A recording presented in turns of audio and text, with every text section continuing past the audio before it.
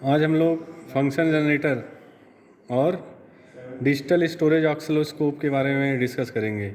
ये दोनों इक्विपमेंट किसी भी इलेक्ट्रॉनिक्स बेंच पे जो है बहुत ही ज़रूरी हो जाते हैं। ये हमारे इलेक्ट्रॉनिक डिवाइस एंड कंपोनेंट में भी हमारा एक प्रैक्टिकल है, फेमिलराइजेशन विथ CRO DSO और फेमिलराइजेशन विथ फंक्शन जनरेटर।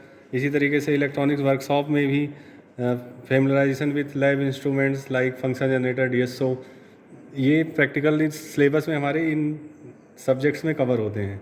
वैसे ये दोनों डिवाइस लगभग हर प्रैक्टिकल में इलेक्ट्रॉनिक्स के, चाहे एनालॉग इलेक्ट्रॉनिक्स हो, डिजिटल इलेक्ट्रॉनिक्स हो या इलेक्ट्रॉनिक्स कंपोनेंट डिवाइसेज हो, उसमें लगभग इन दोनों कंपोनेंट की ज़रूरत हमें अक्सर पड़ती है। क्योंकि हमें कहीं भी कोई फ्रीक्वेंसी देनी है, किसी भी टाइप का sine wave, square wave, triangular wave, TTL input, TTL clock देनी है, CMOS क्लॉक देनी है, तो हमें फंक्शन जनरेटर का यूज करते हैं। कोई भी आउटपुट देखना है तो हम अपने DSO का यूज करते हैं। DSO के थ्रू हम सिग्नल को ऑब्जर्व करते हैं कि किसी भी प्रैक्टिकल का आउटपुट। तो किसी भी प्रैक्टिकल में ये मतलब मेजरली यूज होता है। जैसे मल्टीमीटर यूज होता है एज ए आउटपुट डिवाइस, उसी तरीके से ये भी हमारा आउटपुट डिवाइस के टर्म में यूज होता है। कहीं भी इलेक्ट्रॉनिक्स R&D लैब में अगर आप प्रैक्टिकल कर रहे हो, आपको कुछ सिग्नल देखना है, वेवफॉर्म देखना, आउटपुट देखना है किसी भी सिस्टम का, तो हम इसको यूज करते हैं। तो ये हमारा DSO है, साइंटिफिक कंपनी का 100 मेगाहर्ट्ज का 2 चैनल का DSO है। मतलब 100 मेगाहर्ट्ज तक का वेवफॉर्म हम इसमें ऑब्जर्व कर सकते हैं। 2 चैनल है, चैनल 1 और चैनल 2, 4 चैनल के भी आते हैं। अब चैनल 1 से हम एक वेवफॉर्म देख सकते हैं, दूसरा चैनल 2 से। अब इसी तरीके से हमारा फंक्शन जनरेटर है। फंक्शन जनरेटर में 1 मेगाहर्ट्ज तक का फंक्शन जनरेटर है और 3 फंक्शन जनरेट करता है। एक तो साइन वेव आप इससे जनरेट कर सकते हैं, एक ट्रायंगुलर वेव जनरेट कर सकते हैं, ये देखिए ट्रायंगुलर वेव जनरेट हुआ, और तीसरा स्क्वायर वेव। तो ये 3 तरीके से के फंक्शन है, 1 मेगाहर्ट्ज तक की फ्रीक्वेंसी है। अब इसमें बात करते हैं कि केबल्स जो हैं, जो प्रोब्स हैं, वो प्रोब्स कैसी कितने टाइप की होती हैं फंक्शन जनरेटर में जो लगाई जाती हैं। तो एक प्रोब आपकी यहाँ पे है BNC टू BNC प्रोब, जो अभी इसमें लगी हुई है। ये BNC कनेक्टर इधर भी है, दूसरी साइड भी BNC कनेक्टर है। अब BNC कनेक्टर, क्योंकि हमारे फंक्शन जनरेटर में BNC आउटपुट है और DSO में भी BNC कनेक्टर है, तो डायरेक्ट हम BNC टू BNC लगाए तो देखिए हमारा आउटपुट आने लगा। अब फंक्शन जनरेटर का आउटपुट 50 ओम है, यहाँ पे देखिए आउटपुट 50 ओम लिखा हुआ है। तो मीन्स हमें जो केबल लगानी है वो 50 ओम की होनी चाहिए। अब हमारे पास जो प्रोब्स होती हैं वो BNC टू BNC में भी कई फ्रीक्वेंसी इम्पीडेंस की होती है, कैरेक्टरिस्टिक्स इम्पीडेंस की। जैसे RG58CU 50 ओम, तो प्रॉपर केबल लगी हुई है। अगर यहीं पे हम 100 ओम की केबल लगाएंगे तो हमारा सिग्नल यहाँ से कुछ होगा और वो डिस्टॉर्टेड होके आउटपुट में दिखेगा, यहाँ पे डिस्टॉर्टेड सिग्नल दिखेगा। इसी तरीके से एक दूसरी केबल हमारी होती है, वो एक तरफ तो इसमें BNC कनेक्टर है, इसमें अंदर में ये पॉजिटिव, बाहर की साइड में नेगेटिव होता है। दूसरी तरफ हुकअप केबल है। ये इस तरीके से हम किसी भी ब्रेड बोर्ड पे अगर हमें आउटपुट देखना है तो हम इस तरीके से हुकअप केबल के थ्रू कनेक्ट कर देते हैं, डायरेक्ट हुकअप कर लेता है। और दूसरी तरफ जो उसका नेगेटिव है वो क्रोकोडाइल केबल होती है। जैसे नेगेटिव यहाँ पे लगाना है तो नेगेटिव क्रोकोडाइल की तरह ये ओपन होता है इसका फेस और लग जाता है। तो ये दूसरे टाइप की प्रोब हो गई हमारी। इसी प्रोब में हमारा पिन पॉइंट करके भी, अगर हम हुकअप को निकाल दें आगे से, तो पिन करके भी हम लगा सकते हैं। कहीं भी आउटपुट देखना है PCB पे तो हमने वहाँ पे पिन किया, पॉइंट किया और आउटपुट देख लिया। तीसरी टाइप की जो केबल होती है वो है हमारे पास BNC है एक साइड में, और दूसरी टाइप पे दोनों तरफ क्रोकोडाइल है। दोनों तरफ क्रोकोडाइल फेस की केबल है। ये पॉजिटिव टर्मिनल होता है और ये निगेटिव होता है। अब इसमें भी क्रोकोडाइल केबल की क्या विशेषता होती है, कोई भी ब्रेडबोर्ड पे सर्किट है, डायरेक्ट आप इस तरीके से क्रोकोडाइल फेस उसका आप लगा सकते हैं। तो 3 तरीके का है, या तो BNC टू BNC होगा जैसे ये अभी लगा हुआ है, या तो BNC टू क्रोकोडाइल होगा, या BNC टू हुकअप केबल होगी जो, और या BNC टू पिन, ये पिन के पॉइंट में भी यूज होता है। ये सभी 50 ओम की केबल्स हैं। हमारी लैब में 100 ओम की भी केबल होती है। अगर हमारा फंक्शन जनरेटर 100 ओम आउटपुट का होता तो हमें 100 ओम का केबल लगाना पड़ता। और ये भी केबल कोएक्सियल केबल होती है सारी, और 50 ओम कैरेक्टरिस्टिक्स इम्पीडेंस की हैं। RG58CU लैब में हमें प्रैक्टिकल करते समय अगर हम इंडस्ट्री में काम कर रहे हैं, इलेक्ट्रॉनिक्स बेंच पे काम कर रहे हैं और हमें कोई आउटपुट देखना है, तो उस कंडीशन में हमें जो है इस चीज़ का ध्यान रखना है कि हमारी प्रोब प्रॉपर है कि नहीं।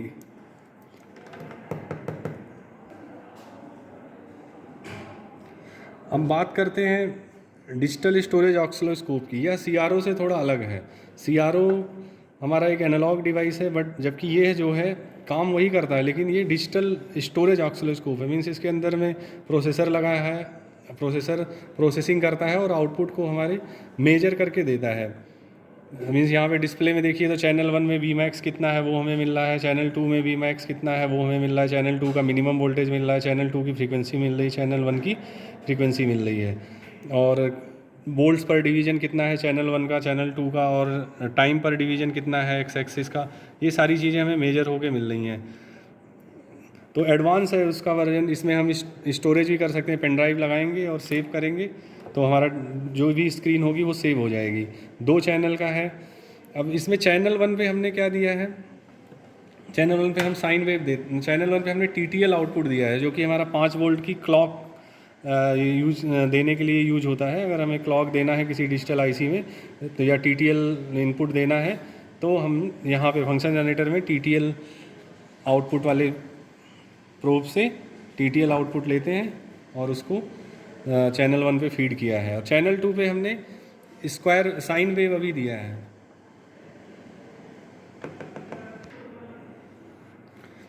चैनल 2 पे हमारा साइन वेव है जो कि फंक्शन जनरेटर्स दिया गया है। चैनल 1 पे TTL इनपुट दिया गया है जो कि 5 वोल्ट का है, लगभग 4.64 वोल्ट आपको दिख रहा है यहाँ पे।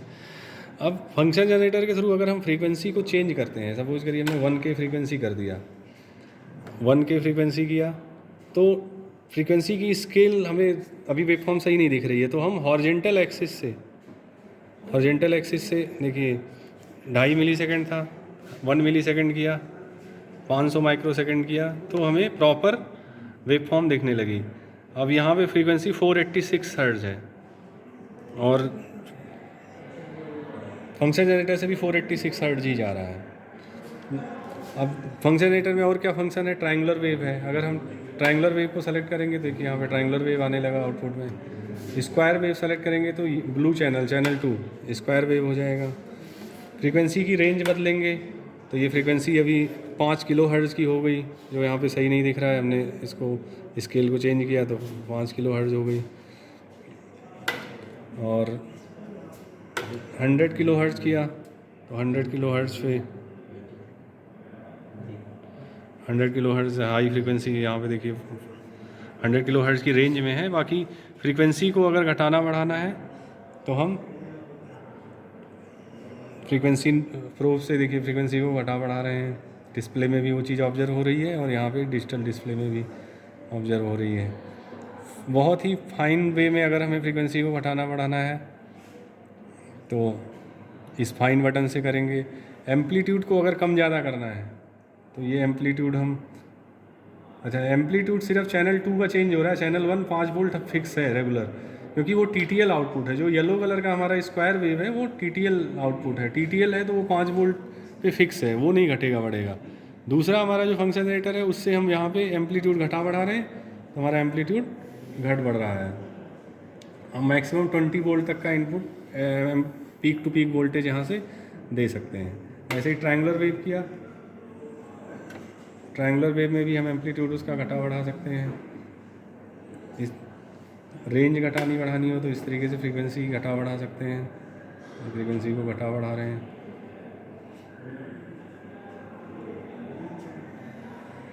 अब यहाँ पे हमने फंक्शन जनरेटर के लगभग सारे फंक्शन देख लिए। फ्रीक्वेंसी चेंज करना, एम्पलीट्यूड चेंज करना, एक आउटपुट है जिससे हमें सारे फंक्शंस मिलते हैं, एक आउटपुट है जो सिर्फ TTL और CMOS आउटपुट देता है, एक में हमें CMOS लेवल को अगर चेंज करना हो तो हम इस बटन से CMOS लेवल को चेंज करते हैं।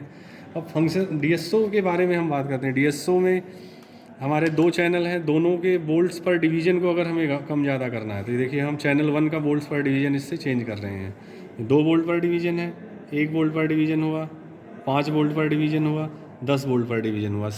वोल्टेज हमारा 5 ही वोल्ट है, TTL आउटपुट है 5 ही वोल्ट है, लेकिन हम उसकी स्केल को चेंज कर रहे हैं Y एक्सिस पे। अब अगर चैनल 2 का एम्पलीट्यूड वोल्टेज का चेंज कम ज़्यादा करना है तो हम यहाँ से देखिए कर रहे हैं। अभी 200 मिली वोल्ट है, फिर 100 मिली वोल्ट किया, ये 500 मिली वोल्ट किया, क्योंकि सिग्नल जो है हमारा 520 मिली वोल्ट और माइनस 520 मिली वोल्ट, मतलब 1 वोल्ट पीक टू पीक है। तो उसी के अनुसार तो अभी हमने वोल्टेज के लेवल को चैनल 2 का चेंज किया है, ट्रायंगुलर वेव को, जिससे कि आपको प्रॉपर दिख सके। तो हमने channel 1 5 volt maximum, 5 volt minimum, plus 5.76 maximum, 5 means 11 volt peak to peak channel 2 का है। अब इसकी स्केल को अगर मैं बदलूँ, अभी ये 2 वोल्ट पर डिवीजन है, तो टोटल 6 डिवीजन में अराउंड जो है ये कंप्लीट हो रहा है, 1 2 3 4 5 6। अब अगर हम इसको 5 वोल्ट पर डिवीजन कर देंगे तो ये हमारा लगभग 2 डिवीजन में ही 2 डिवीजन में ही पूरी वेव फॉर्म आ जा रही है। तो ये इस तरीके से हम स्केल को बदलते हैं। यहाँ देखिए 10 वोल्ट पर डिवीजन कर दिया, 5 वोल्ट पर डिवीजन कर दिया, 2 वोल्ट पर डिवीजन कर दिया है। ये signal 11 volt peak to peak ही, तो सिग्नल को एम्पलीफाई करके देखना है या जो छोटा करके देखना है वो हम इस बटन से करेंगे। और इसी तरीके से चैनल 1 वाले को चेंज करना है तो इसको इससे करेंगे। टाइम स्केल को अगर चेंज करना है तो हमारी ये वाली बटन यूज होती है कि कितना टाइम पर, जैसे अभी 100 माइक्रोसेकंड पर डिवीजन है, अगर हमने 250 माइक्रोसेकंड पर डिवीजन कर दिया तो ये 500 माइक्रोसेकंड पर डिवीजन है। अब ये 2 डिवीजन टोटल 1 2 3 4 डिवीजन में हमारी एक साइकिल पूरी हो रही है, एक पीरियड पूरा हो रहा है। और 250 माइक्रोसेकंड है तो मीन्स 1000 माइक्रोसेकंड, मीन्स 1 मिली सेकेंड। 1 मिली सेकेंड के अराउंड हमारा टाइम पीरियड है, इसीलिए फ्रीक्वेंसी भी लगभग 1 किलोहर्ट्ज़ के अराउंड है। तो ये वाली प्रोब हमारी फ्रीक्वेंसी को, टाइम स्केल को चेंज करके देखने के लिए होता है। तीसरा है इसमें पोजीशन बटन है। पोजीशन बटन से हम जैसे एक्स की पोजीशन, चैनल 1 की पोजीशन को ऊपर लेके जा रहे हैं, यहाँ देखिए 1 ऊपर जा रहा है, इसका रेफरेंस के साथ उठ के जा रहा है। चैनल 2 को अगर हमें ऊपर नीचे करना है, देखने के लिए रिक्वायरमेंट है, तो हम इस वाली बटन से करते हैं। अब अगर हमारा सिग्नल कहीं ऊपर नीचे है, प्रॉपर पोजीशन पे नहीं है, तो यहाँ चैनल 2 को पुश बटन है, ये रोटेशन बटन के साथ साथ पुश बटन है। अगर हम इस पुश बटन को दबाते हैं तो ये सिग्नल अपने आप अपने रेफरेंस पे, ओरिजिन पे आ जाता है। इसी तरीके से चैनल 1 के पुश को दबाया तो वो अपने ओरिजिन पे आ गया। ऐसे टाइम से हम इससे इधर उधर कर सकते हैं उसकी पोजीशन को, एक्स एक्सिस को। देखिए ये अभी लेफ़्ट में जा रहा है या इधर राइट में जा रहा है। अगर कहीं पे हमारा पोजीशन ओरिजिन पे नहीं है, हम पुश बटन दबाएंगे, ये देखिए पुश बटन दबाया, ओरिजिन पे आ गया सिग्नल। तो ये तीनों बटन हो गई। इसमें हम चैनल 1 को अगर हमें ऑफ़ करना है तो अभी देखिए दोनों चैनल जल रहे हैं, दोनों चैनल ऑन है। ऑफ़ किया चैनल 1, चैनल 1 ऑफ हो गया। चैनल 2 को ऑफ़ करना है, उसको भी ऑफ़ कर दिया। फिर चैनल 1 को ऑन करना है, चैनल 1 को ऑन कर लिया। इनपुट दोनों पे है, लेकिन हम एक इस समय चैनल 1 सिर्फ देख रहे हैं। ये मेजर बटन है, मेजर से हम यहाँ पे 5 चीज़ें एक साथ मेजर कर सकते हैं।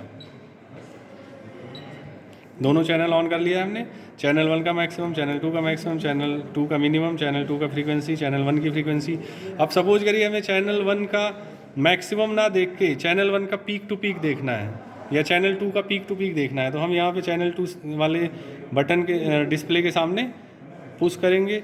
हमें वोल्टेज में चेंज करना है तो वोल्टेज पे जाएंगे, वोल्टेज के सामने चैनल 2 का ही देखना है, इसलिए सही है। वी मैक्स की जगह VPP देखना है तो हम इसको पुश करते रहेंगे जब तक VPP ना आ जाए। यहाँ पे बहुत सारी चीज़ें देख सकते हैं, टॉप वोल्टेज देख सकते हैं, बेस वोल्टेज देख सकते हैं, एवरेज वोल्टेज देख सकते हैं। अब ये VPP पे हो गया, हमारा चैनल 2 हो गया, VPP सेलेक्ट हो गया और मेजर करके वैल्यू भी दे दिया उसने 11.40 और रिटर्न पे हम कर देंगे। तो चैनल 2 का अब पीक टू पीक वोल्टेज यहाँ पे मेजर होने लगा। इसी तरीके से कुछ और मेजर करना हो तो कुछ और यहाँ पे पर कर सकते हैं। 5 ही चीज़, दोनों चैनल की टोटल 5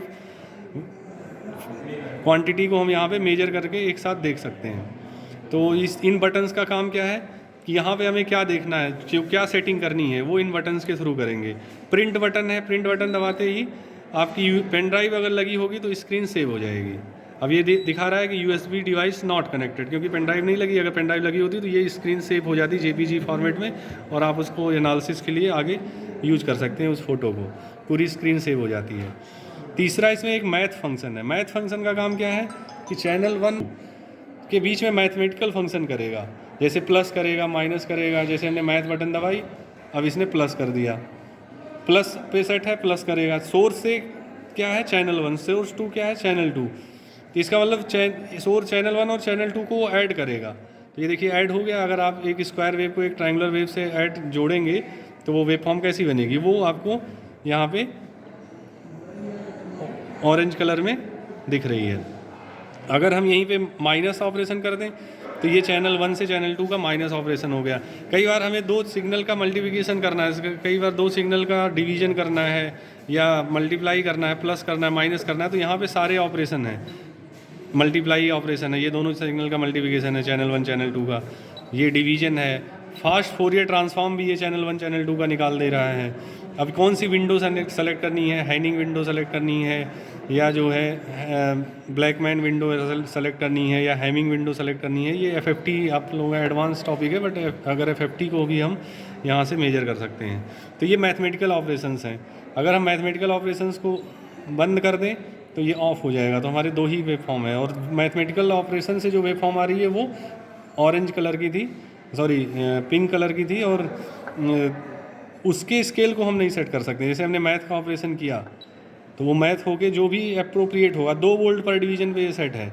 तो अगर आप इसको देखें तो ये प्लस से लेके माइनस तक ये 2 वोल्ट। अगर हम यहाँ पे वेव फॉर्म को बदल दें, साइन वेव कर दें, तो साइन को जब हम ऐड कर रहे हैं तो वो अलग तरीके से ऐड हो रही है स्क्वायर में।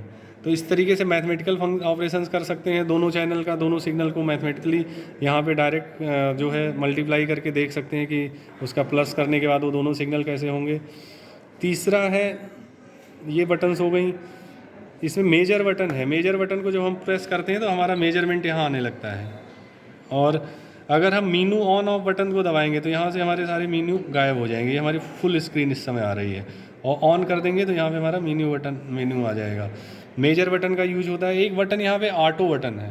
ऑटो बटन का भी काफ़ी यूज होता है। सपोज करिए हमने सिग्नल सही से नहीं देख पा रहे हैं, स्टूडेंट को नहीं आता है, वेव फॉर्म गलत आ रही है, अब वो नहीं मेजर कर पा रहा है, तो हम ऑटो बटन को जब प्रेस करेंगे तो ये ऑटोमेटिकली जो रिक्वायर्ड स्केल होगी उस स्केल के हिसाब से चैनल 1 चैनल 2 को देखते हुए, दोनों सिग्नल को देखते हुए ऑटोमेटिकली उसने मेजर करके हमें दे दिया। अब ये मल्टीपल वेव फॉर्म्स के पे उसने हमें दिया है, मेजर कर देंगे तो वो प्रॉपर वोल्टेज मेजर करने लगा। तो ऑटो बटन का ये यूज है। अब हमें ये दोनों पोजीशन ऊपर नीचे नहीं चाहिए तो हमने पुश बटन दबा दिया, दोनों अपने बेस पोजीशन पे आ गए, तो ये हो गया।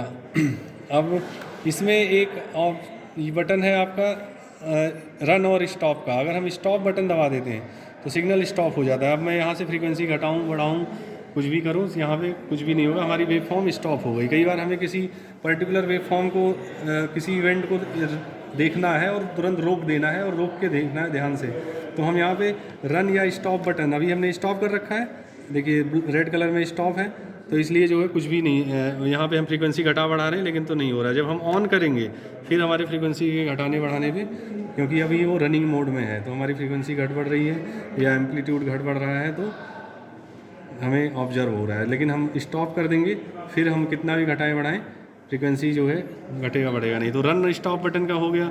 ऑटो बटन से ऑटोमेटिकली सेट करते हैं। ये बटन पोजीशन के लिए होती हैं, ये डिवीज़न पर वोल्ट्स पर डिवीज़न को चेंज करने के लिए चैनल 1 के, और ये चैनल 1 चैनल 2 जो है दोनों चैनल पे है, इनपुट देते हैं हम BNC कनेक्टर के थ्रू। अब हम DSO की कैलिब्रेशन के लिए यहाँ पे एक टूल दिया गया है कि क्या हमारा DSO सही से ऑपरेट कर रहा है कि नहीं, जो फ्रीक्वेंसी या जो वोल्टेज हम दे रहे हैं वही मिल रहा है कि नहीं। तो यहाँ पे देखिए DSO में 1 किलो हर्ट्ज़ के स्क्वायर वेव की बात की जा रही है कि यहाँ से एक टेस्ट सिग्नल निकलता है जो हमेशा 1 किलो हर्ट्ज़ का होता है।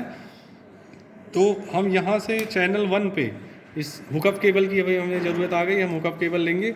हुकअप केबल से चैनल 1 का पॉजिटिव यहाँ पे दिया, हुकअप कर दिया, यहाँ से कनेक्ट कर दिया पॉइंट को, और नीचे क्रोकोडाइल पॉइंट से कर दिया।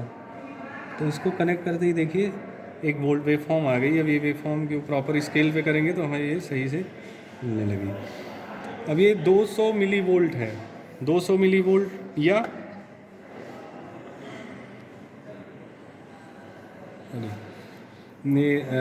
10x पे थी प्रोब इसलिए सही से वोल्टेज नहीं आ रहा था। अब ये प्रॉपर वेव फॉर्म है। अब ये वेव फॉर्म यह टेस्ट सिग्नल 310 वोल्ट का 1 किलो हर्ट्ज़ का टेस्ट सिग्नल यहाँ से निकलता है, हमेशा निकलता है DSO में यहाँ पे टर्मिनल पे दिया रहता है, टेस्ट सिग्नल यहाँ पे रहता है।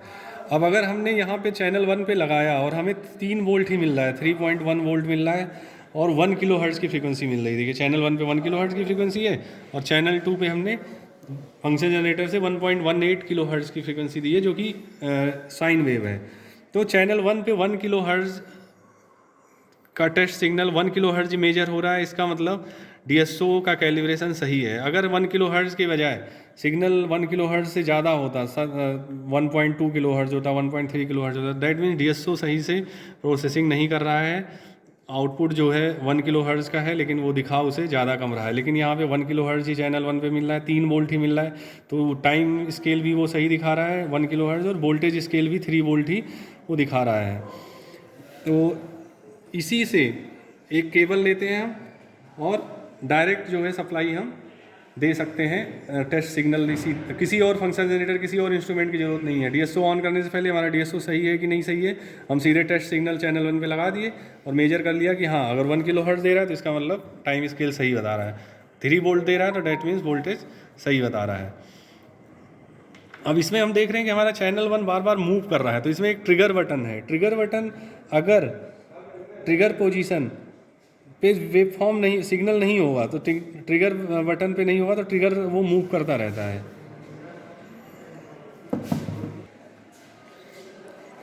अभी देखिए एक एस्पेक्ट और डिस्कस करते हैं कि यहाँ पे दोनों आउटपुट वेव फॉर्म जो है वो लगातार मूव कर रही हैं, स्टेबल नहीं हो रही हैं। स्टेबल करने के लिए हमें रन स्टॉप दबाना पड़ रहा है, स्टॉप कर देना पड़ा सिग्नल को। ये एक्चुअल सिग्नल नहीं है, लाइव सिग्नल नहीं है, रन करने पे ये लगातार मूव कर रही है। तो इसके पीछे क्या रीज़न है कि जो ट्रिगर पोजीशन है, आप यहाँ पे देखिए T, ये वेव फॉर्म के ऊपर नहीं है, ट्रिगर वेव फॉर्म से नीचे है T।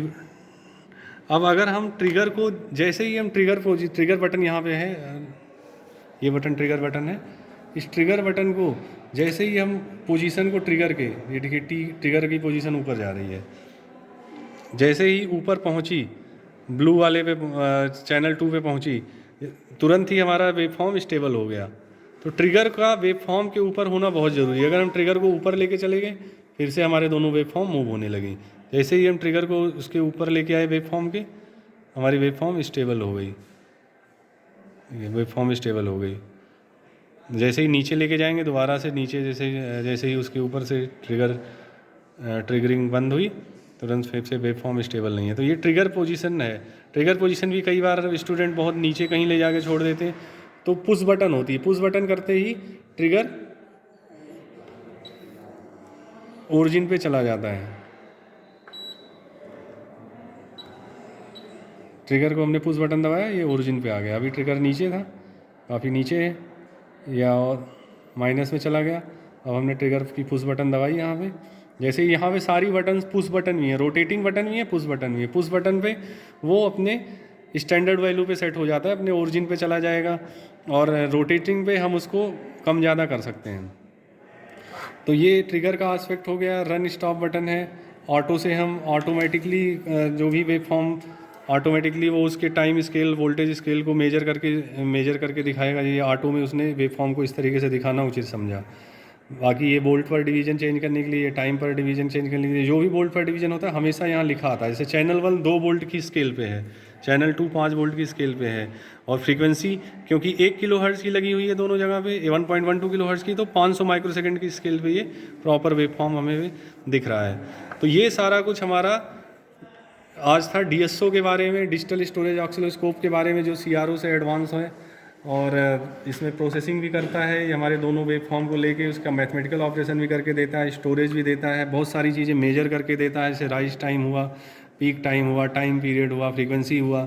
CRO में वो हमें सब कुछ खुद से वोल्ट्स पर डिवीजन, टाइम पर डिवीजन में के स्केल को देख के खुद से करना पड़ता है। दूसरा हमारा इंस्ट्रूमेंट है जो बहुत इंपॉर्टेंट इंस्ट्रूमेंट है किसी भी लैब का, वो है फंक्शन जनरेटर। इससे हम 3 तरीके की वेव फॉर्म ले सकते हैं, जैसे साइन वेव ले रहे हैं, ये ट्रायंगुलर वेव फॉर्म लिया, और ये स्क्वायर वेव फॉर्म लिया। ऊपर हम जो है इससे TTL आउटपुट ले रहे हैं। ये हमारे डिजिटल इलेक्ट्रॉनिक्स के या डिजिटल ICs में जो हमें क्लॉक देनी होती है या TTL इनपुट देना होता है, उसके लिए TTL आउटपुट यहाँ से लगातार मिलता है। ये इस आउटपुट से यहाँ पे CMOS आउटपुट का भी ऑप्शन है। अगर हमें CMOS आउटपुट लेना है तो CMOS पे सेट करेंगे। यहाँ पे ये पुश बटन होती है, ये CMOS में या TTL की पुश बटन से TTL और CMOS सेलेक्ट करते हैं। CMOS आउटपुट, अगर CMOS IC लगी है तो CMOS आउटपुट यहाँ से लेते हैं। फ्रीक्वेंसी इससे घटाते बढ़ाते हैं, देखिए फ्रीक्वेंसी कम ज़्यादा कर रहे हैं। फाइन मूव करना है फ्रीक्वेंसी को थोड़ा थोड़ा, तो इससे सेट करेंगे। एम्पलीट्यूड ये बटन है। तो फंक्शन जनरेटर 1 मेगाहर्ट्ज़ तक का है, 3 फंक्शन है, sine wave, square wave, triangular wave. Range है 1 हर्ट्ज़ से लेके 1 मेगाहर्ट्ज़ तक के। आउटपुट हैं साइन, स्क्वायर, ट्रायंगुलर, TTL और CMOS। फ्रीक्वेंसी इससे एडजस्ट करेंगे, लेवल इससे एडजस्ट करेंगे, एम्पलीट्यूड को इससे एडजस्ट करेंगे, और एक सिमेट्रिसिटी भी हम चेंज कर सकते हैं। जैसे हमें इस वेव फॉर्म, ये हमारी सिमेट्रिक वेव फॉर्म है, अभी यहाँ पे दिख रही है। अगर हम इसकी सिमेट्रिसिटी चेंज करें, देखिए ट्रायंगुलर वेव की सिमेट्रिसिटी चेंज हो रही है। अभी ये ट्रायंगुलर साइन वेव है क्या, सॉरी ये साइन वेव प्रॉपर है, अभी सिमेट्रिसिटी ये प्रॉपर, लेकिन अभी हम इसका सिमेट्रिसिटी चेंज कर रहे हैं। और इसी तरीके से TTL की भी सिमेट्रिसिटी चेंज हो गई। स्क्वायर वेव का अगर आप सिमेट्रिसिटी चेंज करेंगे तो क्या होगा, ऑन टाइम ज़्यादा हो गया, लो टाइम, ऑफ टाइम कम हो गया। और साइन वेव का जब हमने सिमेट्रिसिटी चेंज की तो वो ट्रायंगुलर सी दिखने लगी। तो यहाँ पे एक सिमेट्री, अगर हमें एसिमेट्रिक करना है वेव फॉर्म को, तो ये सिमेट्रिक बटन है, इस सिमेट्रिक बटन से हम उसको एसिमेट्रिक कर सकते हैं या प्रॉपर सिमेट्रिक कर सकते हैं। तो ये सारा कुछ था फंक्शन जनरेटर और DSO के बारे में। ये हर प्रैक्टिकल में, इलेक्ट्रॉनिक्स लैब के हर प्रैक्टिकल में यूज होने वाला है, क्योंकि यह इनपुट देने के लिए है फंक्शन जनरेटर। कोई भी BJT का अगर हम फ्रीक्वेंसी रिस्पांस देखना चाह रहे हैं तो हमें वेरियस फ्रीक्वेंसीज देनी है, वेरियस साइन फ्रीक्वेंसी देनी है, वेरियस एम्पलीट्यूड का वोल्टेज देना है, तो हम फंक्शन जनरेटर यूज करेंगे। अब वो जो फंक्शन जनरेटर से जो आउटपुट गया वह कैसा दिख रहा है ऑपरेट होने के बाद, ट्रांजिस्टर के आउटपुट पे वो एम्पलीफाई होके कैसा आ रहा है, वह हम DSO में देखेंगे। DSO 2 चैनल का है, एक पे हम इनपुट देखेंगे, एक पे आउटपुट देखेंगे। हमारे प्रोब्स पे भी विशेष ध्यान देना है कि हमें कौन सी प्रोब यूज करनी है, उसका कैरेक्टरिस्टिक्स इम्पीडेंस क्या है, हम कहीं गलत प्रोब तो नहीं यूज कर रहे हैं। तो हमारे लैब में 3-4 टाइप की प्रोब होती हैं, वो सब हमने डिस्कस किया। तो यह सिग्नल ऑब्जर्वेशन के लिए ये DSO बहुत ज़्यादा यूज होता है। सिग्नल जनरेशन के लिए फंक्शन जनरेटर यूज होता है। सपोज करिए हमारी कोई आउटपुट वेव फॉर्म है जो कि डिस्टॉर्शन है उसमें कि नहीं है, सिमेट्रिक है कि नहीं है, वो हम इस आउटपुट DSO के थ्रू देखते हैं। तो ये इलेक्ट्रॉनिक वर्कशॉप में आप अगर कुछ भी प्रैक्टिकल करने जा रहे हो, आप किसी लैब में हो, किसी R&D कंपनी में हो, वहाँ पे कोई इलेक्ट्रॉनिक्स वर्क बेंच है जिस पे हमें R&D करनी है, कुछ हम डिज़ाइन कर रहे हैं, उसके आउटपुट्स देखने हैं, तो फंक्शन जनरेटर DSO ये एक मेजर कंपोनेंट होता है किसी भी इलेक्ट्रॉनिक्स वर्क बेंच का। तो इसलिए इसको समझना बहुत ज़रूरी है। और डिप्लोमा में इलेक्ट्रॉनिक्स की प्रैक्टिकल करने में, डिजिटल इलेक्ट्रॉनिक्स से प्रैक्टिकल करने में, एनालॉग इलेक्ट्रॉनिक्स का प्रैक्टिकल करने में, कंट्रोल सिस्टम का प्रैक्टिकल करने में हमें इन दोनों डिवाइसेस का यूज करना आना चाहिए, और ये बहुत इम्पॉर्टेंट है। तो